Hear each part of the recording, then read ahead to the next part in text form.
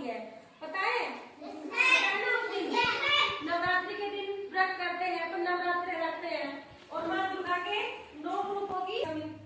तो माँ सीता को छुड़ाने के लिए राम ने पता क्या किया था? 9 दिनों तक पूजा की थी। किसकी की थी? माँ दुर्गा की। तो माँ दुर्गा ने प्रसन्न होकर श्री राम को आशीर्वाद दिया था और उसके बाद 10वें दिन क्या हुआ था? श्री राम ने रावण का वध किया था माँ दुर्गा के आशीर्वाद से। जानते हो आप ये सब? नहीं जानते? जानते हो ना? हाँ। तो ये नवरात्रि होली कब आती है? फाल्गुन महीने में आती है ना? होली पर किसकी पूजा होती है? होली पे प्रहलाद भक्त की पूजा होती है। आपको एक कहानी सुनाती हूँ मैं होली के ऊपर, है ना? देखिए, एक राजा था, उसका नाम हिरण्यकश्यप था। ठीक है? तो जो हिरण्यकश्यप था उसके एक बेटा था, उसका नाम प्रहलाद था। तो जो प्रहलाद था वो भगवान विष्णु का भक्त था। लेकिन जो हिरण्यकश्यप था ना, प्रहलाद का पापा, उसको ये बात बिल्कुल अच्छी नहीं लगती थी कि मेरा बेटा और किसी दूसरे भगवान का भक्त हो।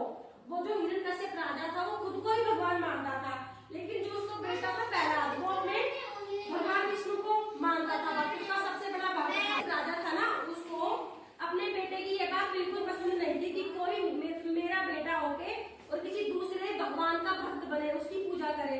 तो उसने हिरण्यकश्यप राजा ने अपनी दीदी को बुलाया, अपनी बहन को बुलाया जिसका नाम होलिका था।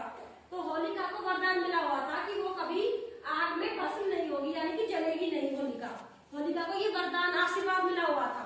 तो प्रहलाद को होलिका ने गोद में लिया और वो आग में बैठ गई। तो फिर क्या हुआ?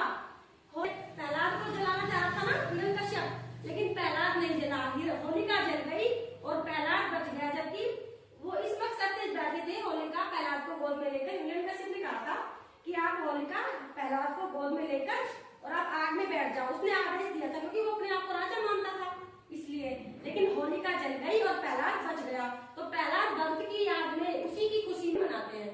समझ में आ गई ये कहानी? ठीक है।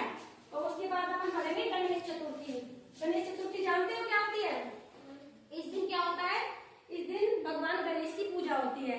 गणेश चतुर्थी के दिन माता पार्वती के गर्भ से गणेश भगवान का जन्म हुआ था।